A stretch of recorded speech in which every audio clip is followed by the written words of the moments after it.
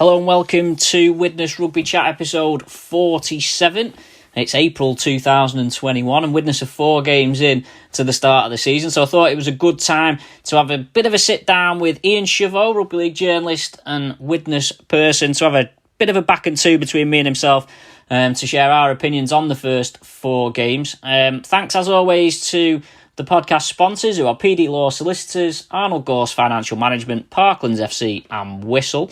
We'll go straight into the chat with Ian very shortly, but if you haven't checked them out already, please do look back through the 4 previous episodes in fact from this year. Phil Finney interview, Kevin Brown, Willie Isett and Simon Finnegan appear in the first 4 podcasts of the season. Got some other interviews lined up for future podcasts as well. And as always, if there's anyone or anything you want to hear about, please do leave a comment wherever you're listening to this, or indeed on Twitter. And we'll do my best to get hold of those people for those chats.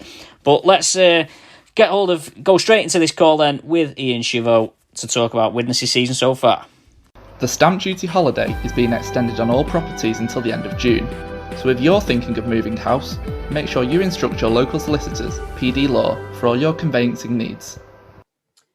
So I'm joined by Ian Cheveau for the first time this season. Ian, you're an out of work rugby league journalist because of all the triple headers and double headers and stuff. You're still sort of there or thereabouts, aren't you?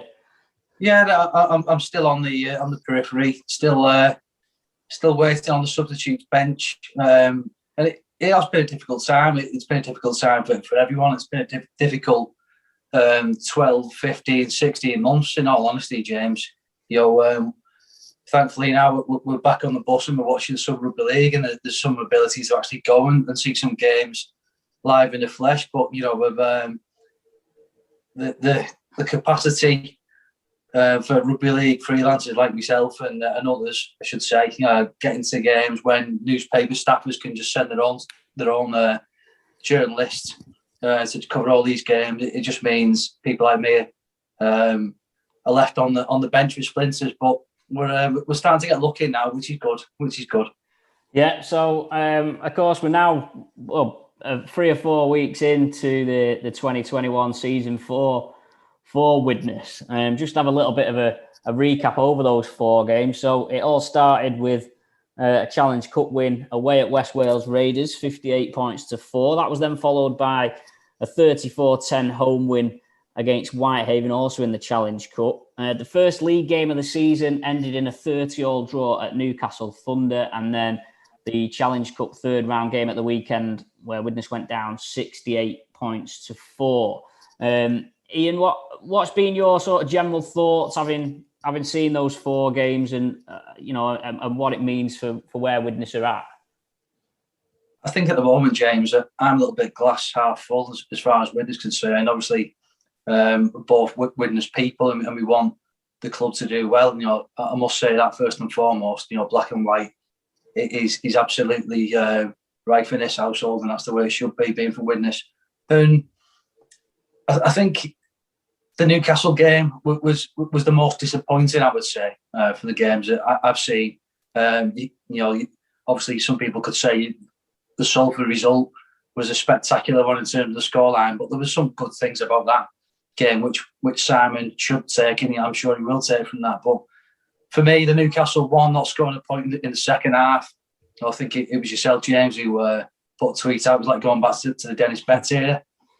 Which did make me chuckle, actually, because it did feel like it, watching it from the sides, and to not score a point when you've got the game in full control is very, very disappointing. It almost felt like a loss, and I think the players took it a little bit like a loss. So as an opening game, and I think for those Widnes fans who follow my Twitter feed, I was putting out there that Widnes should win that game comfortably. So it left me with a little bit of egg on my face, because I thought that was a game Widnes should have won, and they put themselves in a great position to do it, but didn't bring on the bacon in these games. And I can't stress, and I think I've said this on your show a few times, James, that this is a very, very competitive and difficult league. And if Widnes don't come away with points after such a monumental effort in the first half, that's where it's going to slip up. for Widnes Vikings, or certainly in the second half of the season. I think the early games, just recapping on that, I think it was a case of Simon working out his combinations and just getting some game time for the lads, getting some rugby league in the legs. I think that's what we've seen, and certainly the West Wales game was it looked quite a sexy finish, if I can call it that, from Widnes. But you do have to say that the calibre of opposition, you forget about Rangi Chakes and Gavin Ensign. For me, the quality of the opposition was pretty lacklustre, despite what you may hear on certain radio waves. It wasn't much of an opposition. I would compare West Wales to Sims Cross. 20 years ago, when Sims Cross was a very, very good amateur side, winning everything. They would put teams like West Wales to the sword, and even Whitehaven in the cup at home. And to me, it was a decent performance. I wasn't dining out too heavily on that. It was a good win, but there are stiffer tests, and for not just going back to where I started with Newcastle, for not to get the points at Newcastle with a lot riding on it, I think was a little bit poor. Yeah, I mean, I think you look at the West Wales and Whitehaven games, and I think, as much as they looked like comfortable victories, and they were comfortable victories, I think really Widnes ought to have been winning them games by 80 and by 50 rather than by nearly 60 and 30 odd. I think that's sort of the reality of where that was. I mean, the Newcastle game, I think, to me, it wasn't that they didn't score in the second half. It was just the way that with 10 minutes to go, they were 14 points to the good and just managed to sort of squander that position. And, in modern rugby league, it is quite easy. Well, not easy, but teams do build momentum when they score, don't they? All it takes is you score a try, you get the ball back, you get a lucky break upfield or something, and you can score again. And to be fair, Salford did that. I think if you take out the 2 periods of the game that Salford did that last week, the scoreline becomes, a lot closer. I think Newcastle, I've seen a few people. I think Newcastle sort of looked better than I thought they would. But two halfbacks looked good. Yeah, the 2 halfbacks were good. They were just busy, they were just lively. They were just always looking to create something, whereas I've not quite seen that in Widnes this season, although, to be fair, they were a lot better against Salford. I'd expect Newcastle to finish mid-table. I don't think they'll be anywhere near the relegation. And some teams will find it tough going up there. But I suppose you're right in terms of it just sets you on a negative tone, doesn't it, at the start of the season? If you'd come away from that game with a win, people, 1 from 1, fairly happy with that. But I just think it sort of opened the door a little bit for people to be a bit disgruntled. And then the Salford, I've seen a few comments about the Salford game, and the golfing class between full-time and part-time is unbelievable now. Like the side, you've got Widnes had Steve Tyrer in the back row, and Salford had Paulie. Yeah. Like, what Tyrer tried his best, but what on earth is he meant to do? He's a part-time championship centre for the past 10 years, and he's got Paulie running at him, and that's all Salford did really. Especially in the second half, Ikehefo as well. They were just trampling all over, and it was a steamroller. It was a steamroller. It was that. It was that train which wasn't going to stop, and it just kept on going and going and going. And Widnes heads were going lower and lower and lower. It was a difficult afternoon. If you take they scored 20 odd points in the last 5-6 minutes, and if you take them away and then you take the 18, I think they got in the first half quite quickly. It was probably a bit more, because first half I thought Widnes against Salford, I thought Widnes did well and they deserved to be better. It was 24-4 at half time, and that was pretty harsh on Widnes, I thought. I agree. I suppose it. I was on commentary with John Lawless, and if they were playing a championship team, they would have scored a lot more points than they did. But there's a little bit of worry about the goal line defence in both the matches so far, in terms of it looks quite weak. Do you think that's just basically been a consequence of the personnel? I would say so. I'd like to see Widnes a little bit fitter. I must say that, whether that'll come with more games, more rugby league in the legs. But with 4 games in, he had that run against Warrington, let's not forget as well, and he's been having trial matches. I would like to see him a little bit fitter, but I'd like to see a little bit more out of some of the more experienced players. And just to answer your question in terms of the pack, at this moment in time, James, I'm not 100% convinced on what I've seen, and I could be wide of the mark here, and I'm willing to give everyone a good opportunity. Let's see, after 6 games, 7 games, where things are. But the way some of the tries Widnes have conceded and the punching of holes, it does make me think what happens when you go to Yorkshire in those tough games. And we spoke off the podcast in terms of what Widnes have got coming up, and they've got that Yorkshire opposition. And we all know that there can be some big burly lads who like to run very straight, knees and elbows in all money. And so, I have got a few question marks, but, it is early days, and maybe I'm jumping a little bit to conclusions. But I think in the Newcastle game, you've got to look to your experience, and Widnes had experience out there. And he didn't grab the game by the scruff of the neck, with the kicking game, getting that on point, taking control in the final moments. It was some very, very poor mistakes in decision making, and whether that'll get better with games, I'm sure it will do. But there's still a lot of work to be done, a lot of work to be on the training field as well. I don't know how long Simon's had to work on him, and let's face it, it has been difficult for everyone. But that kind of adaptation to part-time rugby is really looking that way to me. 2-3 seasons in from the drop from Super League.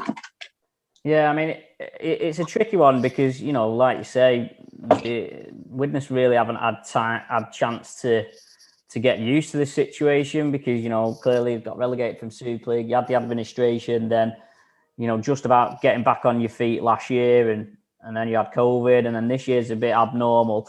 I mean, we played 4 games, and Widnes have already used 23 players. Now, they only had 26 in the squad to start. Now, obviously, Aribe Doro's being added to that.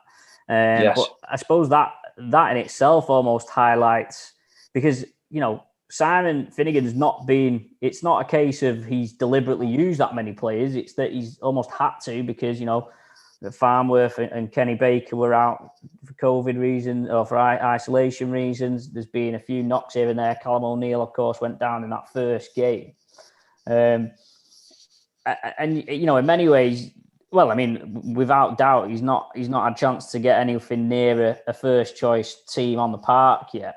And that was evidenced at the weekend with Tyra and Jack Owens in the pack. I suppose question marks do remain over some of the new signings in terms of their injury records, but I thought Lee Jewett did really well on Saturday against Salford. I think Paul Clough's been really good in the games in the last 2. Matt Cook looked good against Newcastle, but went off injured. And I think if they can keep Cook and Jewett available as long as possible, I think that will make a difference. It's just, I suppose, are they going to be able to do that?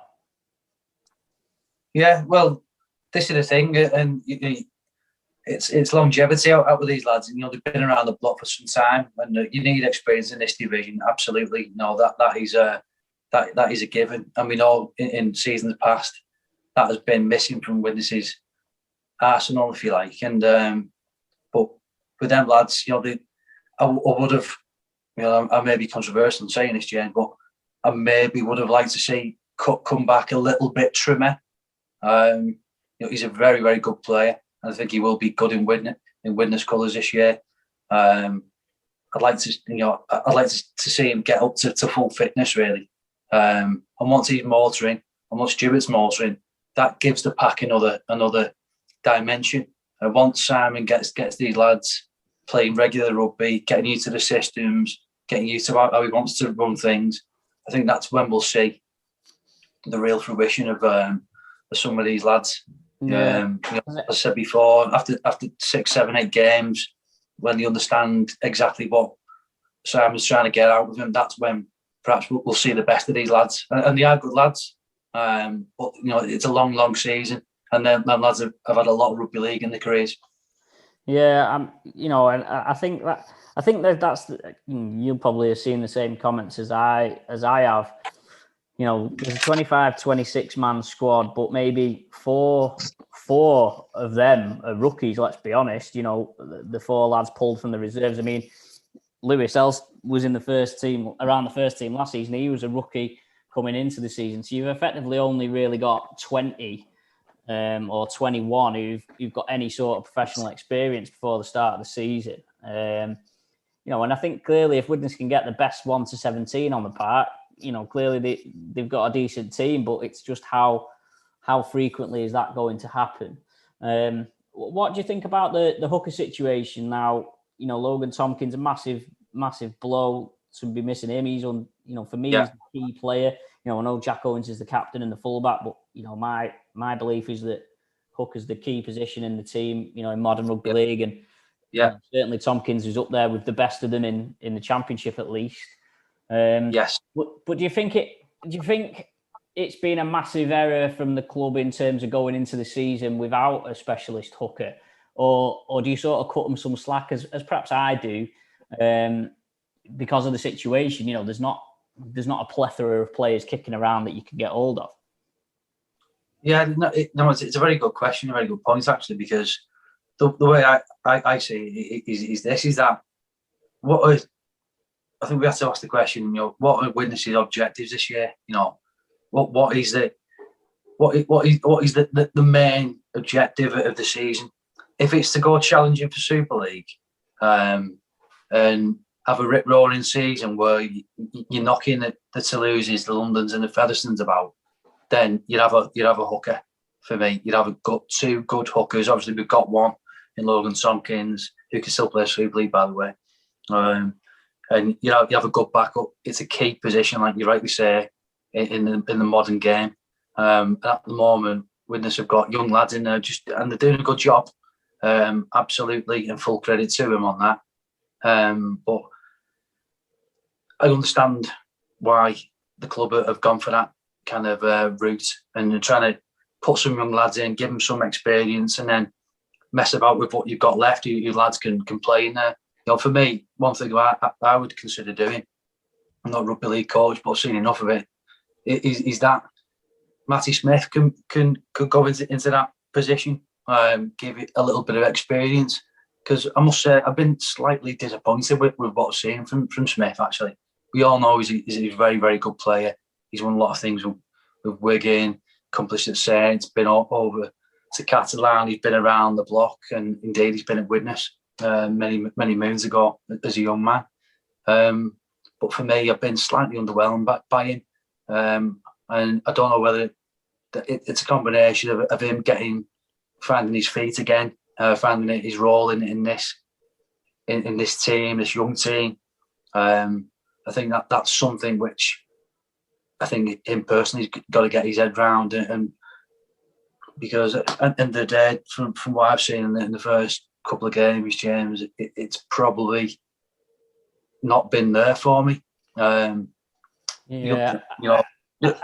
suppose especially when you've got a youngish team as well, you sort of need them experienced ones to step up, even more, don't you? I thought Smith had the kick charge down, didn't he, against Newcastle, which was at the beginning of that little comeback. Well, they had 5 minutes to get it away, James, as well. Let's not forget that either. He could have put that anywhere.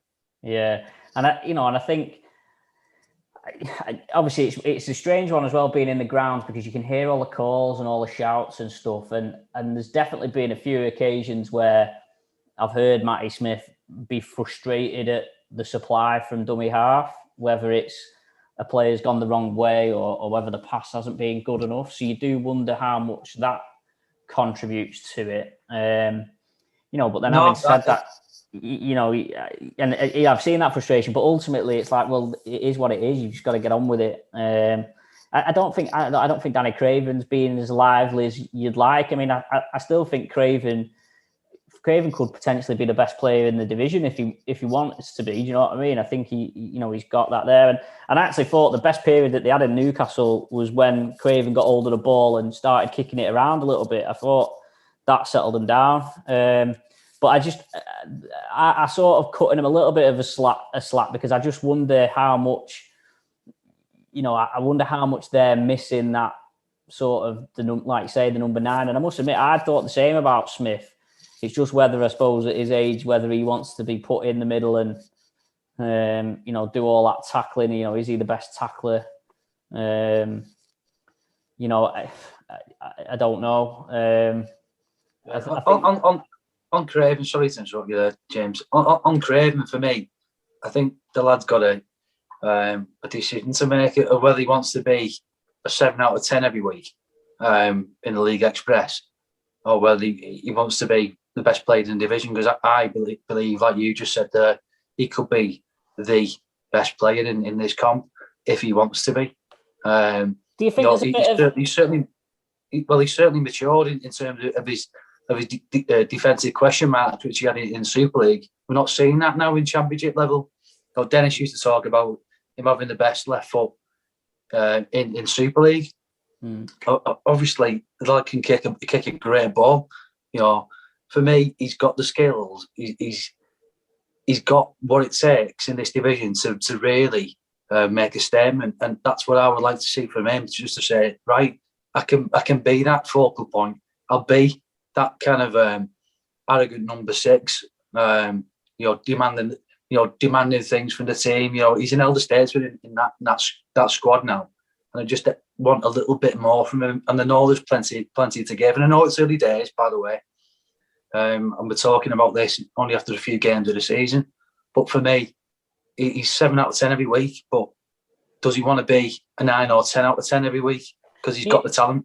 Do you think there's a seniority issue with having Craven and Smith? So like you mentioned, Craven, is late, he's experienced now. He's sort of a role model for the young lads and stuff. But I wonder whether he still feels almost, because Smith's there, does Craven still feel like the junior half rather than taking on that responsibility to maybe try and have a bit more authority? I don't know whether that's a thing or not, but I think the way I described it at the weekend, it's almost like at the moment, it feels like all the playmakers in the team are sort of waiting for one of the others to grab it by the scruff of the neck. Do you know what I mean? And what's happening is none of them are. Yeah, no, I think you're right in that assessment. And, I would certainly agree with that. And, it takes someone to grab this by the balls, basically, pardon the French. And either Matty Smith or Danny Craven can do it. And, Jack Owens can play a part, chiming in for the back. It's just that 9, obviously, being in, that's a key position in rugby league, and not having that. You talked about distribution before. If that is an issue for Smith, I'm sure we can get someone who can give a nice, crisp, clean, fast, fizzing ball from dummy half. We surely have got that in Widnes' 26, 27-man squad. You can deliver that pass to him. If he wants an early ball or he wants a quicker play the balls, then they should be demanding it. Yeah, and I think Lewis Elsa's done well. Joe Lyons has put his hand up, to be fair to him. In my opinion, there's no way Lyons should be playing hooker, but basically coach has asked him to play there and he's put his hand up. Fair play to him. That's what you want. I think, Simon sort of hinted at me at the weekend that they're hoping to bring somebody in at hooker who sounds like it'll be a young player from maybe a Super League team. Just to get that specialism, because I suppose, it'd be one thing I think Lewis Els could potentially do it. But the problem is he's not got a role model, if you like, in the squad, because there's no, it's a bit different if Else was your interchange hooker and you still had Tompkins playing every week. But at the moment, Else is almost like being put into this new position, and he's not got anyone to learn off as such at the moment, which I think makes it tricky for him. Beyond that, I mean, what have you thought about Adam Lawton and where he's come? So he's almost like gone full circle. Started off at Widnes, showed a lot of promise, and then sort of lost his way. Never really found it again, but has come back to Widnes this season. Adam's a very, very interesting character, isn't he? And I remember the tale down at Widnes, back in the final years of Super League under Dennis, and Dennis was doing a session on the watt bike, and Adam had come back from injury, so it was a few weeks in, and he was doing a session with some of the fitness lads, and Dennis had finished, and I was waiting around to speak to Adam to do an interview with him, and Adam was on the rowing machine, and they were doing some kind of interval training on the rowing machine, and Dennis Betts come over to me, and he was asking me, just a general chit chat, and I was saying, "Oh, how long's Adam?" He said, "Well, Adam, he'll be probably finished on that treadmill in about 2 minutes." So I said, "Well, he's only just got on," and then he said, "Well, exactly." And he said, "That's the difference." He said, "It's about the application." He said, "That lad's got bags of talent." He said, "You go up there now." He said, you can watch him as he did, and as Dennis predicted, he picked up a load of balls, spiraled past half a dozen of them, did massive kicks, touch finders, 60, 70 yard, 40, 20. It was unbelievable what he was producing. And I thought, this lad has got all this skill. But the one thing which Dennis didn't think he had was the application. And, it's up to Adam now, because he's been around the clubs. He's been in and around some good places. Now he's come back to his hometown club, where his heart is. And he's got a big season ahead of him. Does he want to be a Super League player? Because I believe he can be. But it's whether he's got it in between his ears and to put it into his heart on the pitch and in the training field to say, and in the gym, to say whether he wants to do it or not, because he's a very, very good player. But he should be, he's a big lad, big unit, bags of talent. He should be smashing his way through some of these weaker defences, in my opinion. I think there's a bit more from him, which Simon will be looking to squeeze out. He's a big player for Widnes this year, for me. A really big player. Yeah, I was thinking about this at the weekend. If you've got Grady on one side and Lawton on the other, you've got a bit of size and a bit of power out wide. And I just think, clearly if Widnes can get them two in the right place, and I think Grady's shown it actually in the few games so far, that they can cause people problems. I think the thing with Lawton is he's got the size, like you say. You just want him to absolutely batter through people, don't you? Because he's got, he's carrying, and he sort of showed it a little bit against West Wales. And you do feel like if he could burst onto a ball, get an arm free, that's what's going to create something, for somebody else. And it is a little frustrating sometimes, because you just you're almost willing him to do it, aren't you? You're almost willing him to do it. But I guess that's why you have coaches and stuff. They've got to try and find the best way of getting it out. But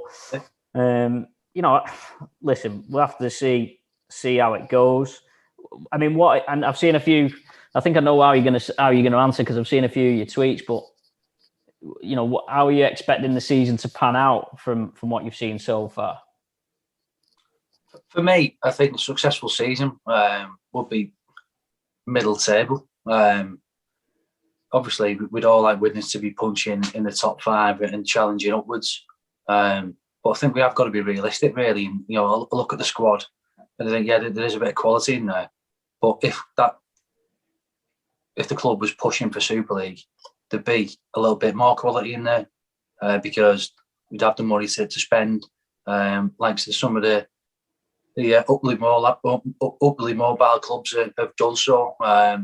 But for Widnes, I think middle table is a realistic position for him, and that might not go with the grain and the general sway of opinion if we did an opinion poll from Widnes fans. But for me, that is a good season. Build again for next season, and keep the club sustainable. We've had an awful lot of up and downs. This year, for me, a successful season would be some really good wins. Be competitive. Bring some of the young lads through, and then look towards next year and whether that credible Super League push could happen a little bit sooner, i.e. in within 2 years. That would be my ideal season for Widnes, and not rushing it. Not rushing it. I mean, I think I think to be honest, I felt if Tompkins had been fit and everyone had been fit, I did genuinely think Widnes probably could have been third or fourth in the league. But based on the first few games, I still think Widnes got a chance of getting that top six for the playoffs. I think. Yeah. I just look at who do you think at this moment in time better? Say again. Just at this moment in time, like who would you say is better than Widnes? You're certainly looking at Featherstone, Toulouse, and I think Featherstone and Toulouse I think they'll be the top two. I think a lot gets said about York, but I don't think they're necessarily as good as people make them out to be. Bradford have been walloped a couple of times already. London got walloped. Halifax and Sheffield, you're never quite sure which side of the coin they're going to be on. So I think there's enough doubt about other teams. I'm sure that fans of other clubs are having this same discussion about, outside of maybe Toulouse, Featherstone and maybe at a push York.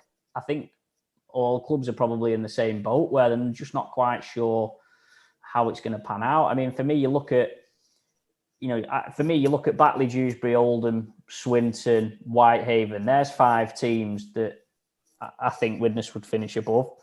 So, discounted. So already you're top 8 already. Do you know what I mean? So, you've got to finish above 2 of those few we've mentioned, and I still think there's plenty of chance of that. And like you say, I suppose it's just tricky at the moment because of the way the last few years have gone and it's not settled down for anyone. It's almost hard to picture what the path is. Clearly the relegation and the administration and the COVID thing, the COVID thing happened, and now the academy's gone as well. Yeah, it's a bit. Yeah. I suppose it is a bit like you can sort of see why people maybe are a bit like, well, what's the plan almost, Yeah, I just don't think Widnes need to aim for the stars this year.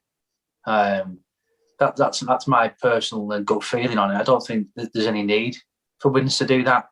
How about just overachieving?